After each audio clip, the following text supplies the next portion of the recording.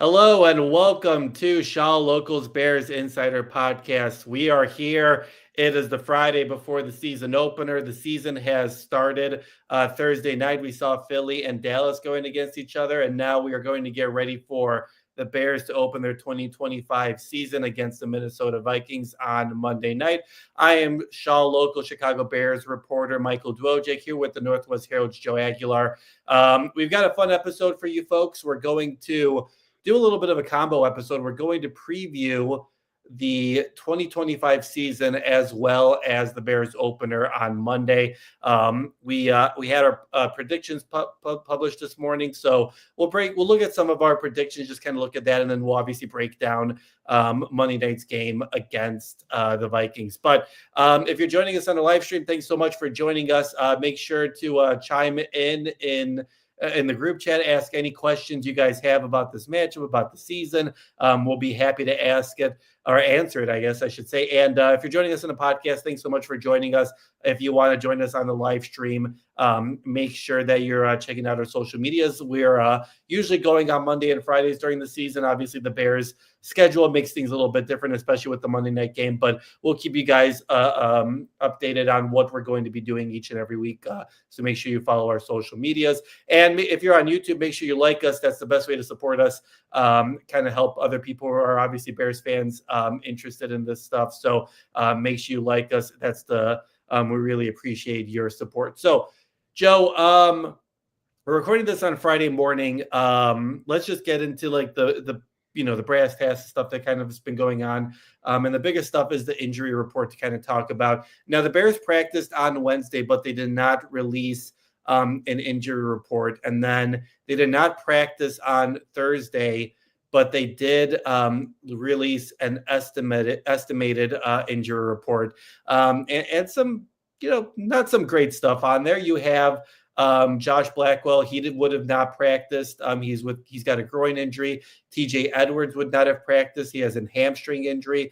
Roschon Johnson would have not practiced. He has a foot injury. Jalen Johnson, who we talked to him on Wednesday, and he told us that he had a groin injury, but it turns out that he also has a calf injury. He would have been limited in practice. Kyle Monungai, he has a hamstring, and he would have been limited. Devin Duvernay and Dominique Robinson were both full participants, but listed on the injury report. So, Joe, obviously these are, estimates. We'll get a better idea as to where things kind of stand today when they actually do hit the practice field. But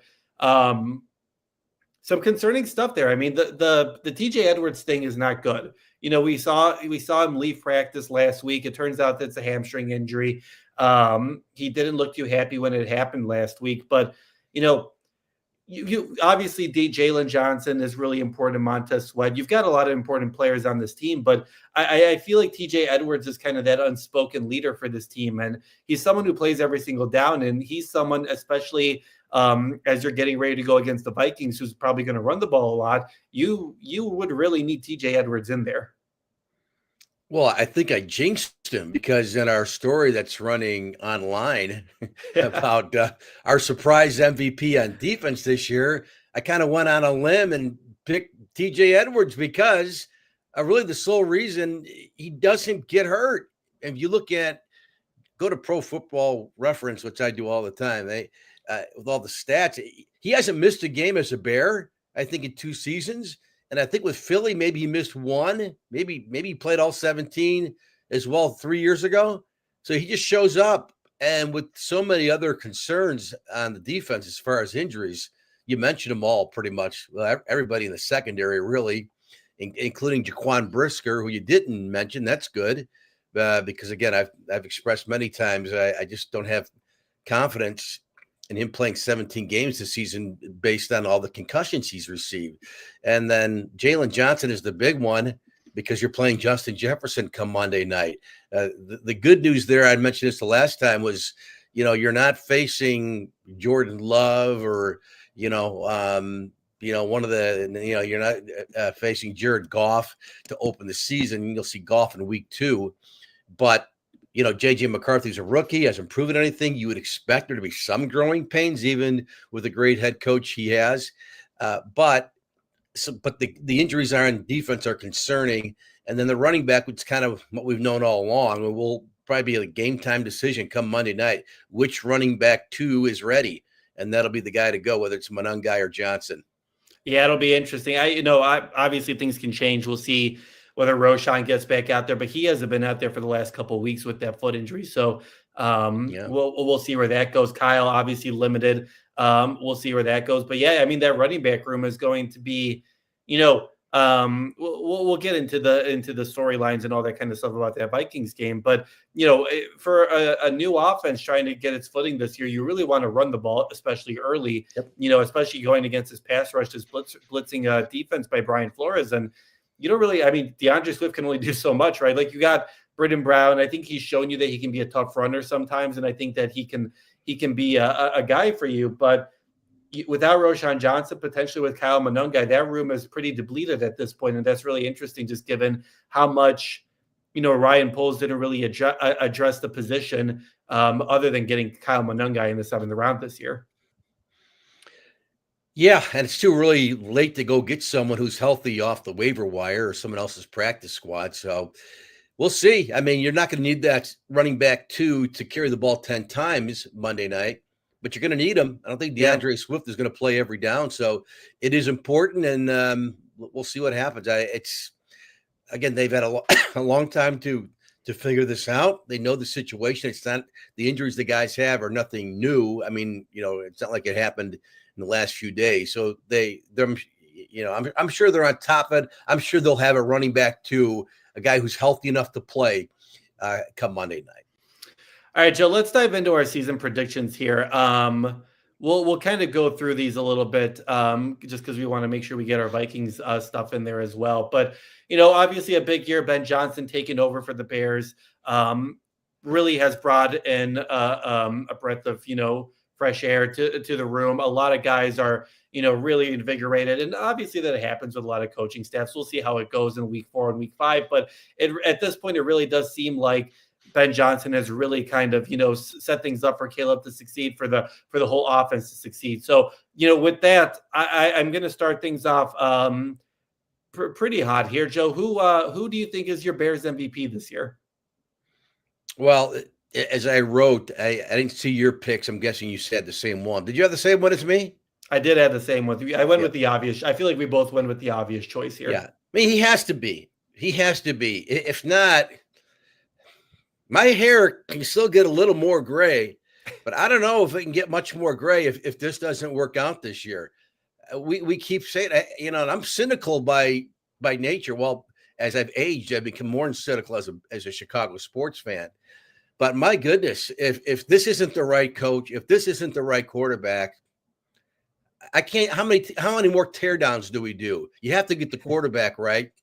And I'm not like the national media or some of your cohorts on at Hallis Hall, Michael, who are constantly, criticizing Caleb Williams. And if he looks the wrong way and throws an incompletion, it's like, oh boy, there goes Tyson Bagent. He better get him ready. I'm not going there yet. I'm not going there. That's ridiculous. But he's got to be the best player. The MVP can't be a wide receiver, because if the wide receiver is the MVP, it's probably the quarterback's getting him the ball, and that guy's having a big season. So it all starts with QB1. And I think, I'm not saying he's going to look like Brett Favre in year 2, Brett Favre in his prime, but I think he'll be good, and he has to be good. There's no other way to say it, right? No, I would agree with you. I was kind of struggling. At first glance, I was kind of like, well, is Rome Odunze your most valuable player? Just because, I think he's going to have a great year. I think he's going to skyrocket this year. I think, he kind of got lost in the shadows of Keenan Allen and DJ Moore. And I think, I don't think he was schemed perfectly either. And some of that was partly on Rome being a rookie, right? Like he probably could have had some better success as the season kind of came along. But I think Rome's going to have a great year. But I do think that, if this team has any sorts of success this year, it's going to be because of Caleb Williams, right? And it falls on the quarterback. And I think everything's set up perfectly for him. The Bears got the guy, the offensive guru. They bolstered the offensive line. They added more offensive weapons. Now it's up to Caleb to do it, right? Like we last year you could come up with all the excuses of the play calling was terrible, like the guys were dropping balls, the offensive line wasn't protecting him, and I agree with that. But and if you look back on it, it's not like Caleb had a terrible year by any means. Like he wasn't No. a bad quarterback, but this year has to be the year that Caleb shows you that he's your franchise quarterback. He has to be the guy who makes plays. He has to be the guy who overcomes, maybe a defense that's just having a bad day and can't put up, can't get some stops. He has to be the guy who, makes players around him better. Caleb Williams has to be the guy that makes you win, and he has to be your franchise quarterback. And, does that mean that he's going to put up, 300 yards, 350 against the Vikings on Monday? I'm not going to go that far, but I think that he needs to show that he's got command of this offense. He needs to show that he understands the offense perfectly. He needs to show you that he can make, jaw-dropping plays once or twice in a game. And that's something that Ben Johnson's talked about, right? Like every single practice, he'll make a play that you're just like, that's not supposed to happen. So I agree with you. I think, there are a lot of great players on this team. Jalen Johnson's one of the best quarterbacks in the league. I think Rome Odunze has a potential to, Joe Thuney is a consummate pro, a future Hall of Famer. There are a lot of great guys on this team, and I think Brian Poles has done a good job of building it.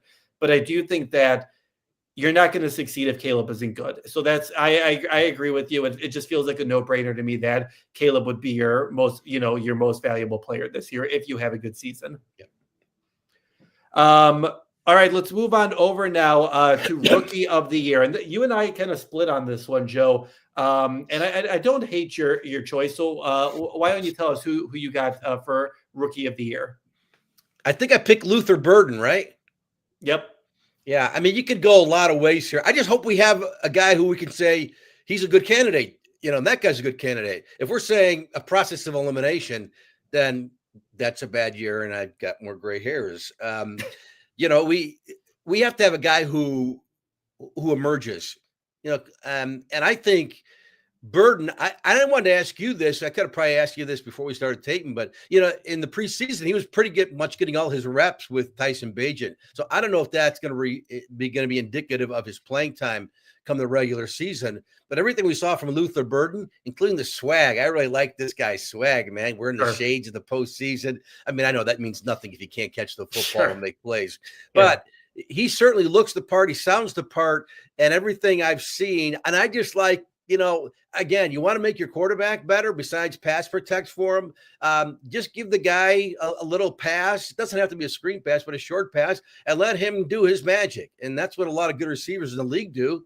And I think Luther Burden is that guy. If you get the ball in his hands, he saw that in Missouri. That's one of the best attributes he had coming out of college was that yak, that yards after catch. Yeah. I think he can do that. I just don't know, again, with so many mouths to feed here on offense, with so many capable receivers, not only the wide receivers, the tight ends, the running back, and Swift who can catch the ball. There's a lot. So I'm not predicting like an 80 catch season for Luther Burden III, but I do think he'll make an impact. And one of those guys who you don't have to say, well, he didn't catch 6 passes today, so he didn't do anything. I think he's a guy who can make an impact off the score sheet. I mean, with plays not necessarily reflected in receptions or receiving yards or TDs. Sure, I'd agree with you there for sure. And Rick is kind of echoing that concern from you. Going to be hard, good to see Rick. Going to be hard for Burden with 3 wide receivers ahead of him has to be Loveland, and I would agree. I think it was interesting.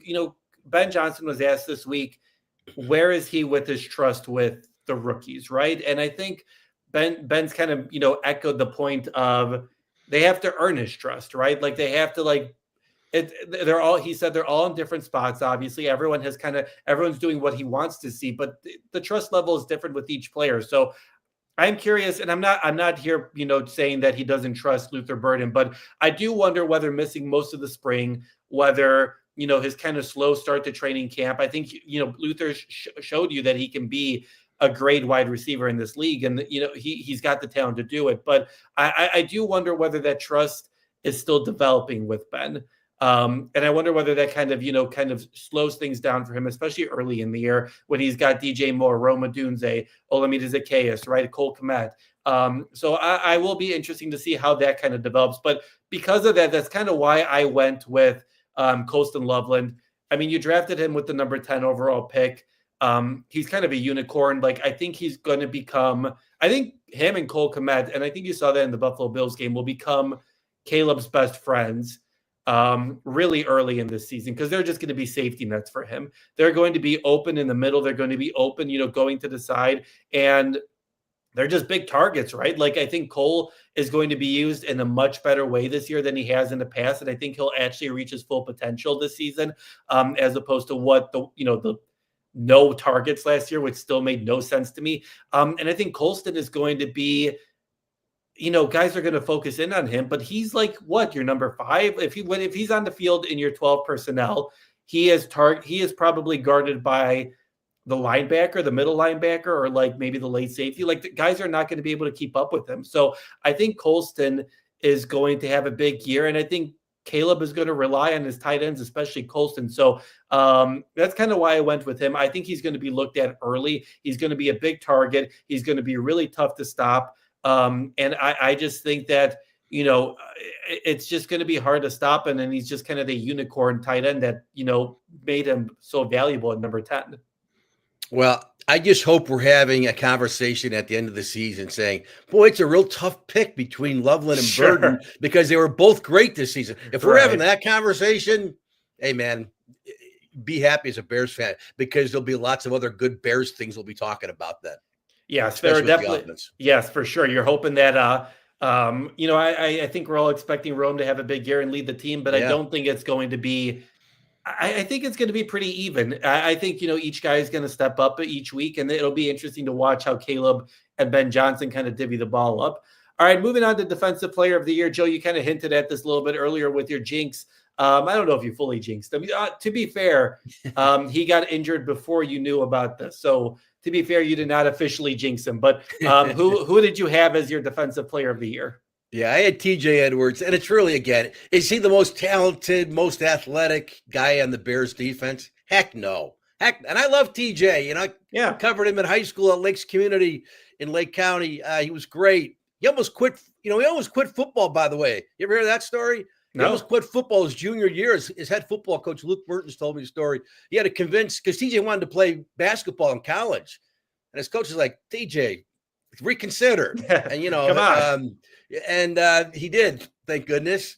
Yeah. And, he's a great story. We know the whole story, undrafted out of Wisconsin and everything. But TJ stays on the field. And I know he's not going to make flash plays. He's not going to make the top 10 highlights on ESPN every morning or any morning.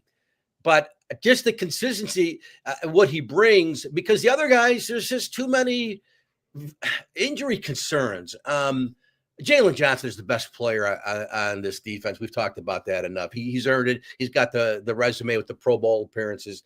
He is the guy. But, those soft tissue things are worrisome. And then Kyler Gordon, who's another guy I could have gone with. I just don't know about his health either. Because I really think, especially with Dennis Allen, I think we saw he was an effective blitzer. Kyler Gordon, we've seen that in his short few years here with the Bears.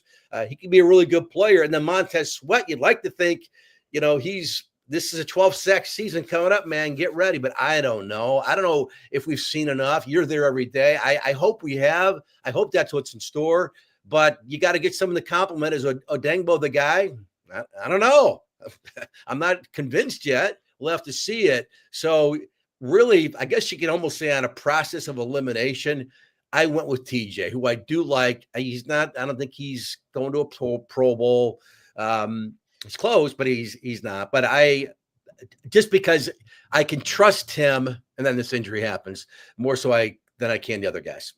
Yeah, I would agree with you. I think I like TJ a lot. I feel like he's like such a I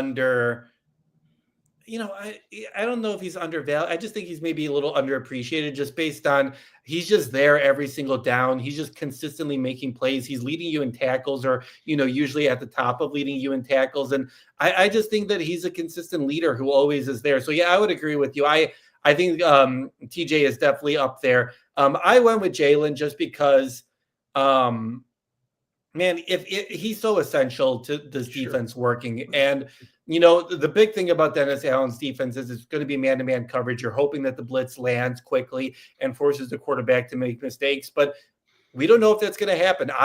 to be honest with you, I have this in my storylines for this matchup.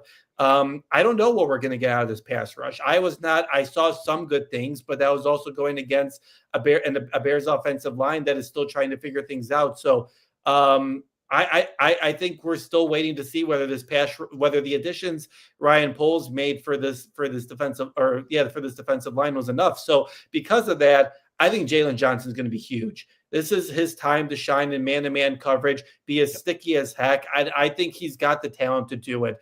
He's going to usually, we'll see what he is for this week 1 matchup. I don't think he's going to shadow Justin Jefferson. I think he's going to be on a snaps limit.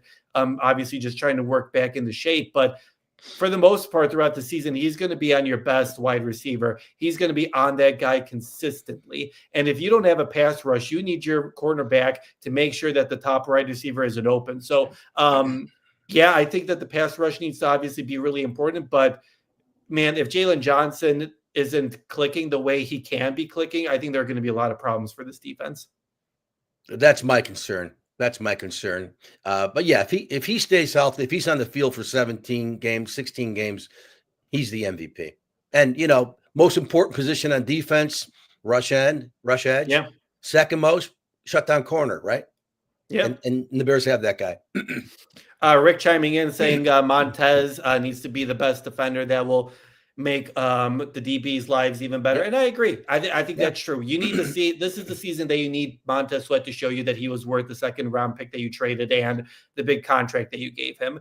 Last year, you can come up with all the different things. He didn't have much support around him. Yes, he was dealing with injuries for much of the year, but this needs to be a season where Montez Sweat shows you that he's your top pass rusher. Yes. And I think you've boosted the middle of the defensive line. Andrew Billings is back healthy. Grady Jarrett, yes, he'll be on a limit. I don't think he's playing 100% of the snaps, but I think when he's in there, he's going to be big. I think Gervon Dexter takes a big year. And I think Dio just needs to do more than, what happened last year opposite of Montez. And that was barely anything. So I agree, Rick. I think Montez needs to have a big year. And I think he is set up for that. All right, Joe, surprise prediction for this year. You kind of went with the surprise that I didn't expect. What was your surprise prediction? My surprise was the Bears make the playoffs, right? I think that's what I put down. Yeah. 10-7.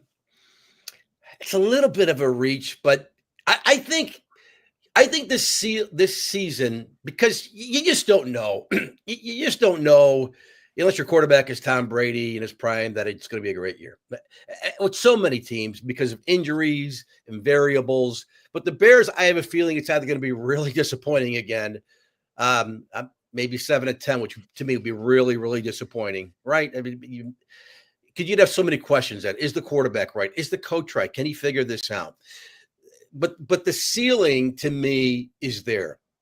Do they hit the ceiling? Because if they nailed the coach, if they nailed the quarterback, if Montez Sweat is your defensive MVP, this is a playoff team.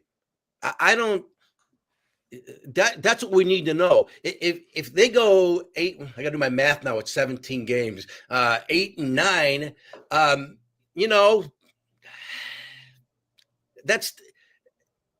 I don't know if that's really any good or not. I mean, you can say, well, they made improvement. They look like Caleb was better. Ben Johnson looks like he's going to figure it out in time once they get some more talent. I don't even think talent necessarily is the issue. Defensively, sure, they can use another guy to complement Sweat, or Sweat's got to be Montez Sweat in his prime. But I think the potential there, and I think we'll know early. I'm not saying after Monday night, but I think we'll know early enough that, yeah, they got something here. Or, oh boy. 2 years ago, was it 2 years ago, and they opened up against Green Bay? Justin Fields were like, here we go, man. And then they just laid an egg, and I'm like, that's it. Oh my gosh. We have 16 more games of this. I can't take it. And that's what it was. It was 16 games of heck. The next, to finish it out. So we knew early. I think we'll know early. And fingers crossed, if you're a Bears fan, that this is it. Because I think if they got all those things right, the coach, the quarterback, the things we've been talking about forever, I think they have the potential. 10 wins should get you in, not guaranteed, but that could do it. I want to get more to our season predictions, toward the end there, but I will I do think that's an interesting point, and I will fight you a little bit on that. But I'll tease that for the end of the podcast. But my surprise prediction is that the Bears don't finish last in the NFC North. I think everywhere you look, it's pretty much after the Michael Parsons deal. It's Green Bay, it's Detroit, it's Minnesota, then it's the Bears. And honestly, like I think that's fair. I think Green Bay they went for the best defensive player available in the league, and that boosts them up to the top layer. I think Detroit is going to need to figure some things out with new offensive and defensive coordinators, but they still have the talent. I think Minnesota, yes, they have a rookie quarterback, but man, that defense is just nasty. That defense is insane, especially with the additions that they made this offseason. They revamped their offensive line after a bad end to last season.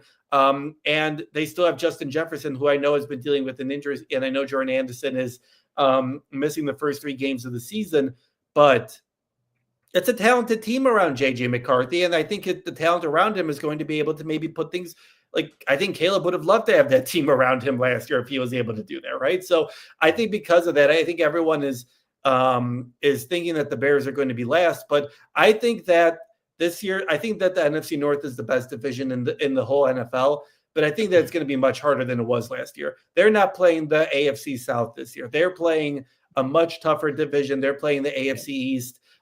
They're playing against Baltimore, Buffalo, Pittsburgh, Cleveland.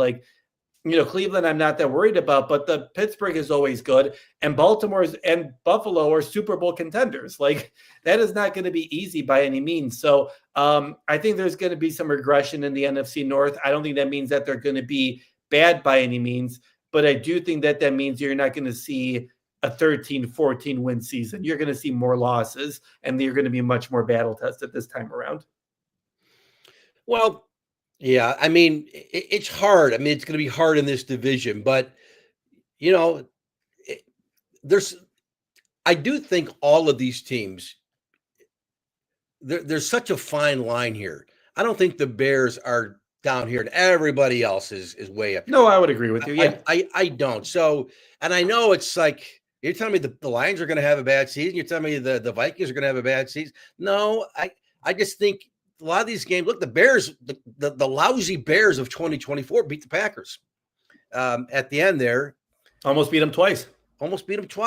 They're competitive. Even the Justin Fields year, I know a lot of personnel changes a lot every year, but 2 years ago, remember they beat Detroit once. They should have beat them the second time. Remember that? Sure. Yeah. In the Dome.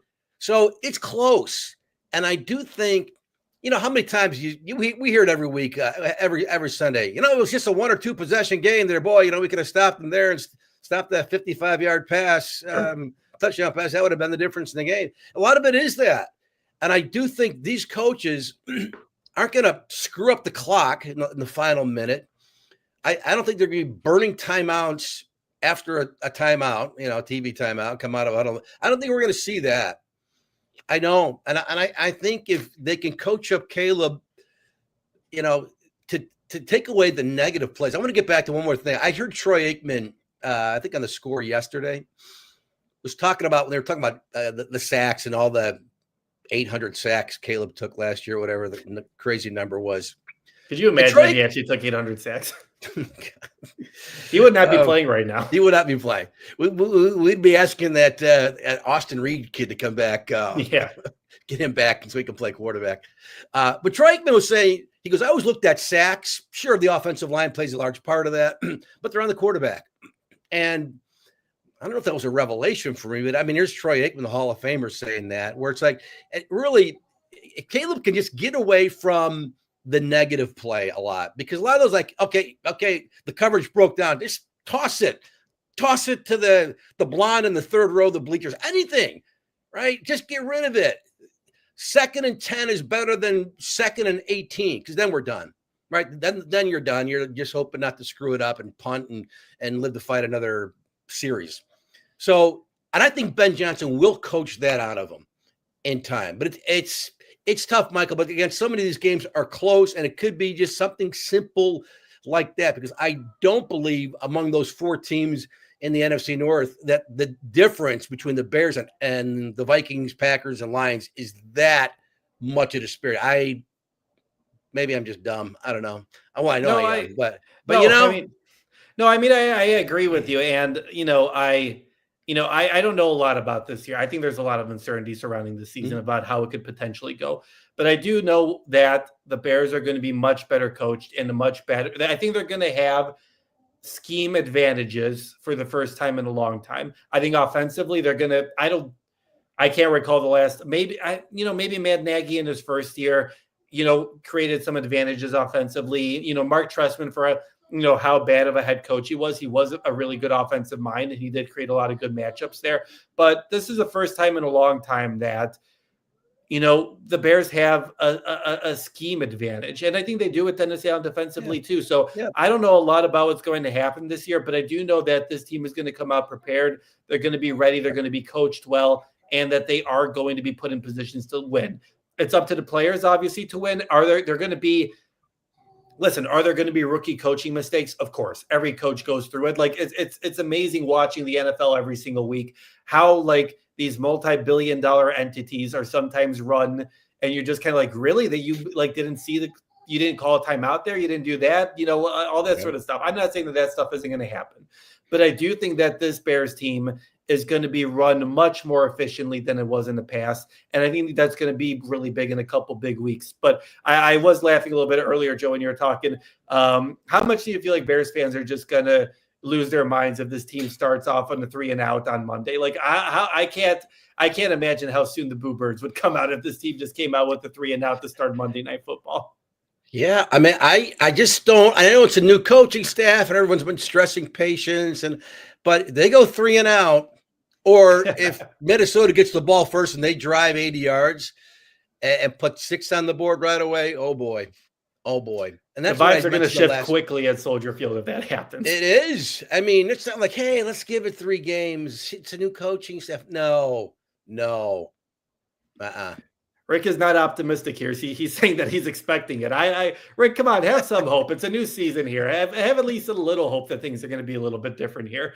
All right, we've got probably 10 or 15 minutes left. Let's get to our preview here. Bears are hosting Minnesota Monday Night Football. Last game of Week 1, 7:20 at Soldier Field. Game will be on ABC and on ESPN. Every week, as you guys know, we like to do a few things. We like to do key matchup to watch. We're going to do our most valuable Bears, so make sure you put those in the chat. Our surprise prediction and obviously our game prediction. So, Joe, what is one of, if not the biggest matchup they are watching for in Monday night's matchup against the Vikings? Well, I'll just take the obvious one. It's got to be Caleb against Todd Bowles' defense, right? That's the key. Caleb had some good moments last year against Minnesota. He had some bad moments, but he had some good moments. Yeah. So, and how can he handle these blitzes, these exotic ones, and all the stuff that Todd Bowles going to throw at him? But that's it, right? It's Caleb Williams. So that's the one I'm looking at. And will he just, again, he doesn't have to, like you had mentioned earlier, you're spot on. He doesn't have to throw for 385 or 300 yards on Monday night. But be smart, get the ball in the end zone, get first downs.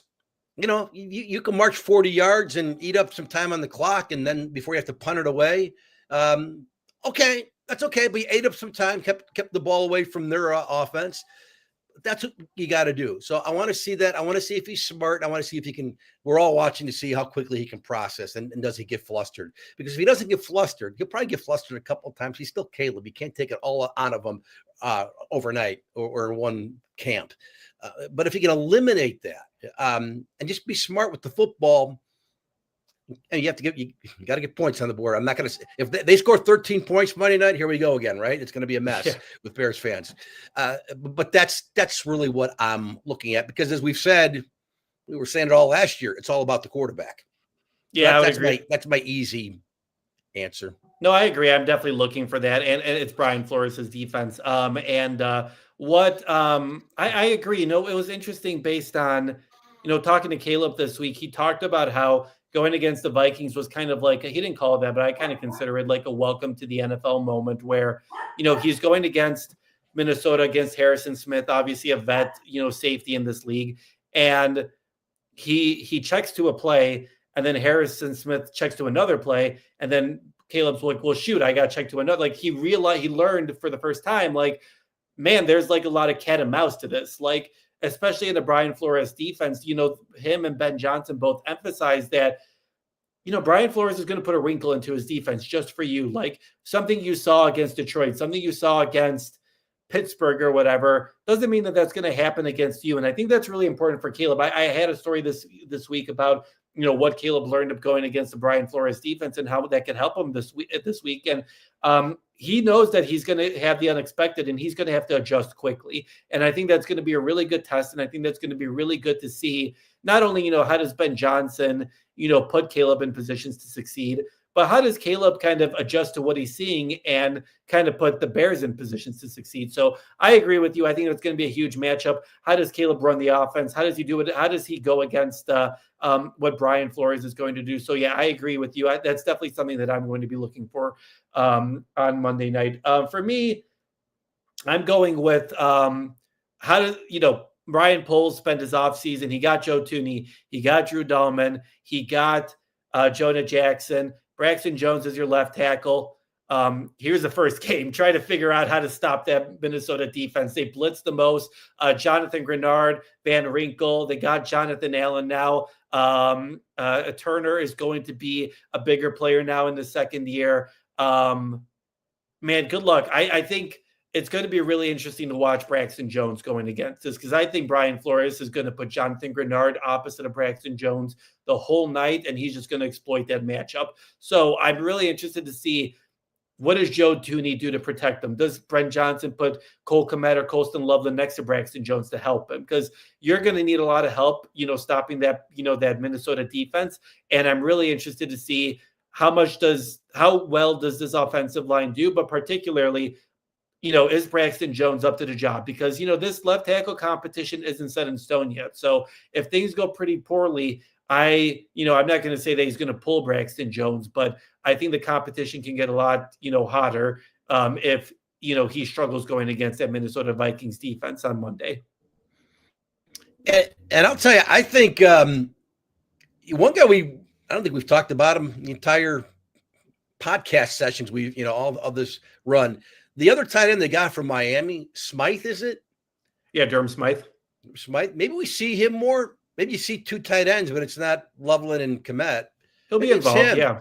Helping, And again, we're not looking for them to score 40 Monday night, the Bears. But if they do, well, that'd be nice. But maybe, if you're that worrisome about Braxton Jones and just this defense in general, even if Braxton Jones was, 100% and you trusted him, they trust him. But, maybe they do that. Maybe that's a guy you keep in because running back two, who is it again? So, keep the back in.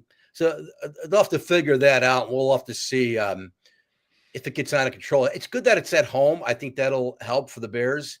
You have to deal with the dome noise, and you can get flustered. Now you're burning timeouts, or you get a delay a game, that kind of thing. So this would not be a good week one game if it was in Minnesota. That would be a tough week one matchup for this offense. Exactly. So yeah, good call there. All right, Joe, what is your surprise prediction for Monday night? Surprise prediction. We have surprise prediction and the final score left, right? Yeah. Right. I think surprise prediction, DeAndre Swift is going to be a big player in this game. That's what I'm going to go with. Again, for all the things we've talked about, I'm like, let's not be stupid. Let's keep it simple. Let's not, be looking at that 3rd and 22 or false start, all this stuff. Just give the ball to him. I've said it forever. And everyone wanted a better running back. I understand, he's not sweetness. He's not even Anthony Thomas at this point, DeAndre. So I don't know. He's a pretty good player, though. He's a decent player. You saw in Philly with that Hall of Fame offensive line he had there. Sure, how well he ran. But even last year, his stats weren't horrible. I mean, I know the average yards per carry less than 4. Didn't get to 1,000 yards, but I think he'll be better this year. And I still think with the better interior offensive line and that Eric Bieniemy, the way he's been teaching him, like, hey man, just take a 1-yard gain instead of dancing, and all of a sudden you've lost 2 yards, because that can be a big difference. I think they can coach that out of him. I think he will be real effective. I think he's going to have a good game, and I think they might rely on him more. And they're going to need a running game throughout the season. I don't care Yeah. if Caleb is throwing for 350 every game. You're still going to need a running back to set all that up. But I think he will be. I know we want it to be the offense and all the new toys we got at the receiver position and tight end, but I think Swift will. It might not be exciting, but I think he's going to have a. I'm going to say he's going to rush for 130, but I'm going to say he's going to have a good game, a noticeable game, and you'll look back and if they win, say DeAndre Swift was a big part of it. I agree with you. I think DeAndre Swift is better than what we saw last year. And if you look at the stats, he had his second highest, career yards. He had his most carries. He averaged the least amount of yards per carry in his career. And I think, part of that was the offensive line. Some of that was his decision making. But I think he's really motivated after last year. I think he knows that last year could have gone a lot better. And I think he's motivated for that. I think, for all the talk about how Ben Johnson got rid of DeAndre Swift after 1 year being an OC in Detroit. I think that was a little bit overblown. I think Ben Johnson's able to create a lot of success with whatever he has on the roster. So I think he's going to use DeAndre both as a running, threat and as a pass catching threat. So, I'm not going to be. Yeah, I think he has a big game, but I also think he has a big season, and they're going to really need him, especially given what the injuries are in that running back room. Quickly, my surprise prediction. I don't know how much of a surprise this is, but I think the Bears force 3 turnovers. I think it's a couple picks and a fumble. Maybe that's not much of a prediction, just given that they're going against a rookie quarterback. But I do think that this defense finds its groove early in this game. And I think that they end up with 3 turnovers, whether that's 2 fumbles or whether that's 3 interceptions. That would be a lot. But I do think they end up with 3 turnovers, and that's going to be a big factor in, field position for this offense, but also in this team winning this game. Wow. Well, that is a surprise prediction. 3's a lot. Yeah. If they get 3, they're winning. Yeah. They're winning. 3 would be fantastic. Yeah. Because again, we're still looking for who's making the plays. Do we have enough playmakers on defense? And 3 would be really nice. And I think this defense, for everything that went wrong last year, this defense forced turnovers last year. Like they had at least I forget what the streak was, but every week I feel like I was writing, this is the 8th straight game that they forced at least 2 turnovers. Like this defense likes to force turnovers. So, obviously that depends whether TJ plays, Jalen plays, all that sort of stuff. But I do think that there will be turnovers in this game.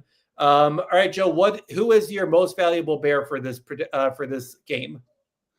Well, I guess I kind of gave it away then. Yeah, I was a little confused on our question. Not that your question. It was just my thinking here. But I'm going to say DeAndre Swift. Okay.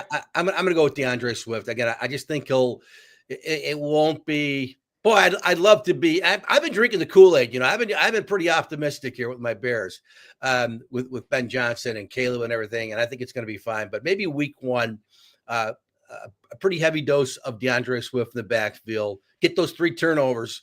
And I'm going to go with DeAndre Swift. I like that pick. I think that's a good pick. For the folks at home who don't know, we limit ourselves to 3 Caleb or quarterback picks, I guess.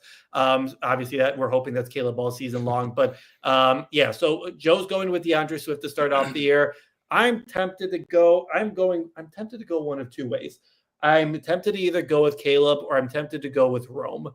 And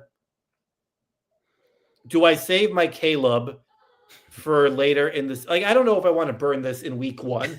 Like, it's such a strategic game here. But I think I am going to I'll go with Caleb. I think maybe he doesn't focus in on Rome as much in week 1.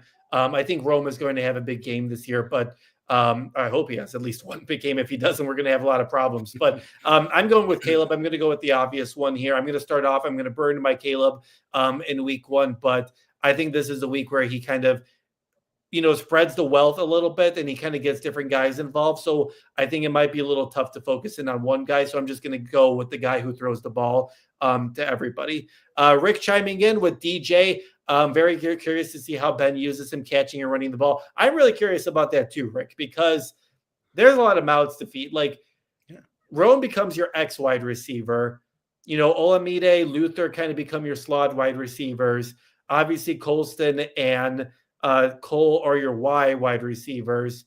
So where does that leave DJ in this offense, right? Like the guy you gave an extension to last offseason, kind of feels like he can go anywhere. And he was asked earlier this week, have you heard about the Debo Samuel, comparisons? Do you like that? And he was respectful about it. He said, I'm my own player. Obviously, I love what Debo does. But I do think that that's kind of what Ben Johnson can do with, DJ. I think that he can use him all over the field. You can spread him out. You can, do jet sweeps. You can use him as a running back once or twice. So, yeah, I like that prediction, Rick, because I think DJ is going to be involved in this offense, and I think he's going to be involved in a lot of different ways. So that will give him a lot of opportunities to pick up a lot of yards. Yeah, I'm curious too. Again, how they're going to use him, and I still love DJ Moore. So such a tough son of a gun. I mean, for a guy who's not that big, he's a tough guy to bring down first half. You'd think he'd go down easily. He's not the biggest dude in physical stature, but he is such a tough nugget.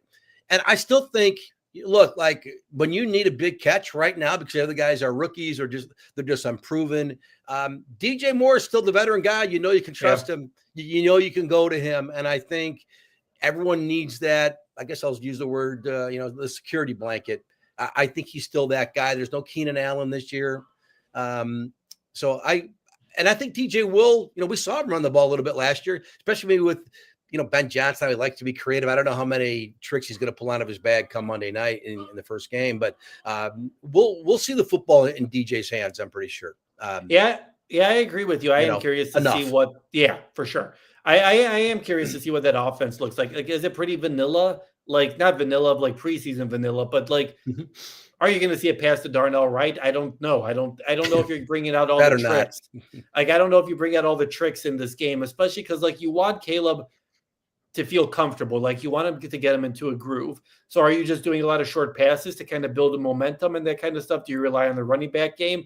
I think that'll be really interesting to watch just what that offense looks like. All right, Joe, I'm going to ask you a twofold here, double barrel. What is your prediction for the season and what is your prediction for Monday night? For the season, I think I picked 10-7 playoffs. For the game, in the paper, I had the Vikings, but I'm going with the Bears. I'm going with the Bears. I'm going to say, well, there's got to be probably 3 Cairo Santos 32-yard field goals. Because that's, it's just like a staple of the offense. Sure. So I'm going to say, got to do my math right with touchdowns versus field goals. 27-23 Bears.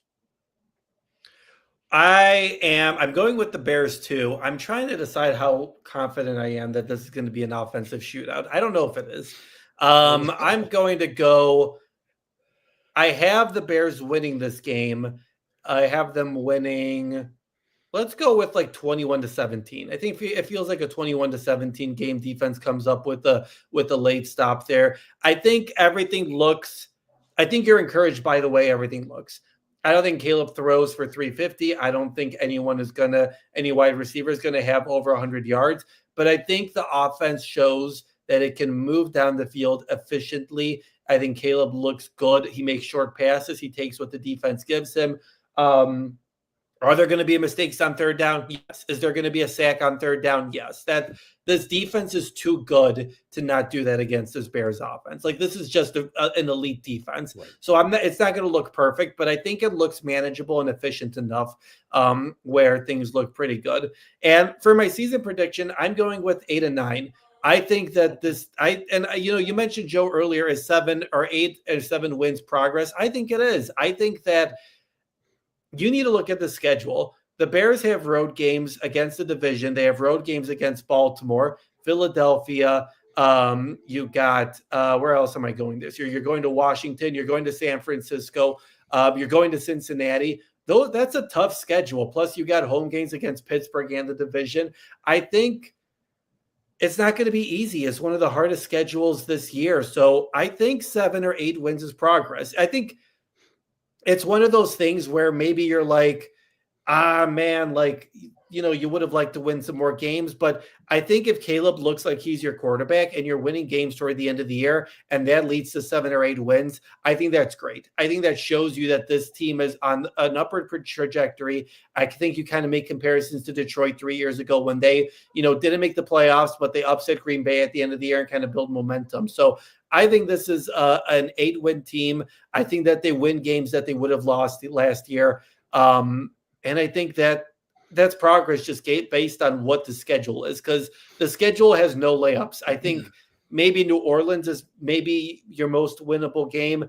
I think New York, the Giants at home is going to be hard because I think New York is going to take a step. Pittsburgh at home is going to be hard. I think Cleveland late in the year is going to be hard because they probably will know who their quarterback is at that point. So these are tough matchups to have this year. So I think it's an 8-win team, but I don't think that that's a disappointment. Yeah, it's hard. The big question is, like, we don't know how good the Bears are going to be. You can look at a lot of other teams like Green Bay, they're going to be good. Sure. Detroit, they're going to be good. A lot of, Baltimore, they're going to be good. We don't know how good the Bears are going to be. That's why, the ceiling that is, you could have like, oh boy, it's bad again. It's Matt Eberflus, Matt Nagy bad again, or it's good. So if you're good, you beat those teams. You don't win all of them, but you beat those teams. So yes, are they going to put themselves in the echelon of we're a good football team? If they're just the Bears again, well, yeah, that's why the schedule looks tough because they're all better than you. And really, but you look at this whole league, we know any given Sunday, that's why I don't bet, because I would get all the games wrong. It's like, oh, that's an easy one. That's I ranked that was my safest pick of the week, and then that team loses. It's that kind of league. But we have to figure out and know how good the Bears are. Hopefully, I don't want to look forward to next year, but next year we'll know, are they on the path? Are they good? But right now, we just don't know. They could be bad again. They could be those bad Bears teams again, even with the new head coach, or they can be, bang, they're good. This is legit. They got weapons. They got a coach. And if they are, then those other teams you talk about, and I understand what you're saying, then you beat those teams. And because you're a good football team. So that's what we got to witness here, for better or worse, the next 3 months. No, I agree with you, and obviously that's why we watch the NFL, right? Like you can have New Orleans beat Philadelphia in any given week because that's just how things go in this league. Yeah. And I agree with that mindset. For me, there are just too many elite teams on this schedule. Like you're going to Philadelphia, you're going to Cincinnati, you're going to Baltimore, you're going to Minnesota, or you're going to Detroit, you're going to Green Bay, like you're going to San Francisco. Like those are games where I feel like you would be happy. Like if you go Baltimore, Cincinnati, Philadelphia, San Francisco, what are realistic? Are you happy if they win? Obviously you want them to win all games, but are you happy if they go 1-3, 2-2? Like what? Like I feel like those are really tough matchups. No, you're right. But to me, we'll feel differently if we see a Bears team that's good. Because now, like last year, especially the longer the season went on, there were games like they weren't even competitive. Right. Chiefs game, you need to Niners be competitive game. in those games. Yeah. I mean, it's like it was over after the first quarter. And I'm not even exaggerating, Yeah. No, yeah. So we can't have that. But now, in confidence, as we know, I don't care if you're in high school, college, little league, pros, confidence is a huge thing for everybody, even pro athletes. You see it all the time. Golf. Yeah. Confidence matters. And they need, as a coach I once heard, he probably got it from somewhere else, but confidence is earned. You have to earn your confidence. The Bears haven't earned squat. Yeah, so they have to earn their confidence. And if they earn their confidence, it can't be like in week 10, because then at that point, the season's over. You're picking in the top 10 again. But if they can get that confidence early and start rolling, then we'll see. Then we'll see. But we are so long overdue for this in this city that that's what I want to see. Because then you can readjust and say, well, gosh, in week 1, I never would have thought they'd have a chance to beat that team in week 10, 11, whatever the case may be. But because right now it looks like, oh boy, this schedule, and you mentioned it, those are like all really good football teams, and playing a lot of them on the road is tough too. But you've got to get the confidence, and we'll see where they're at 5 weeks from now. Are they good? Do they show like they're that close? Or are they like, does this look like the same old darn Bears team? I agree. And I agree. You don't need to, I mean, obviously you want to win all those games, but you need to be competitive in those games. You need to challenge Baltimore on the road. You need to challenge Cincinnati and Philadelphia on the road. It can't be what happened in San Francisco last year, where it was just a complete blowout. Like, you need to, if you are taking a big step, maybe you throw an interception late in the year because Baltimore has an elite defense, right? But you live with that because you're like, all right, the Bears were there. They competed with the Super Bowl contender and they were one play away and it just didn't happen. You learn from it. But if you're getting blown out, I think that those are major concerns. And I don't think that's going to happen. But I agree with you. I think we'll know. I don't think by the bye, because I think the bye, I'm expecting them to go 3-1 heading into the bye, but I think pretty quickly after the bye, when you go to Washington, you play Cincinnati and Baltimore in the span of 3 or 4 weeks. That you're going to learn a lot about this team. Yep. Rick chiming in, he says 9-8 for the Bears. Anything less than 9 wins is a disappointment. So Rick is setting the bar high there. Any other questions, guys? Let us know. We're going to wrap up here, but thanks so much for joining us this episode. It's a lot of fun, obviously a lot of hope on this episode, a lot of looking forward to what's going to be happening, but we appreciate everyone who joined us. Quick reminder to subscribe. If you're listening to us and watching us on YouTube, give us a like. That's the best way to support us. If you're listening on the podcast, make sure you subscribe and give us a nice review. That's the best way to kind of grow our brand. So we really appreciate it, and are hopeful to kind of get this thing going back on Tuesday when we figure things out. Rick asking the last couple questions here. Injuries, we went over that at the beginning of the week. My best guess on Friday morning, before seeing what happens on practice Friday and Saturday, is that Jalen does play, but he'll be limited. I don't think Kyle or Roshan are going to play, but again, there are 2 more practices that are going to happen, so I am not entirely sure of what that's going to be.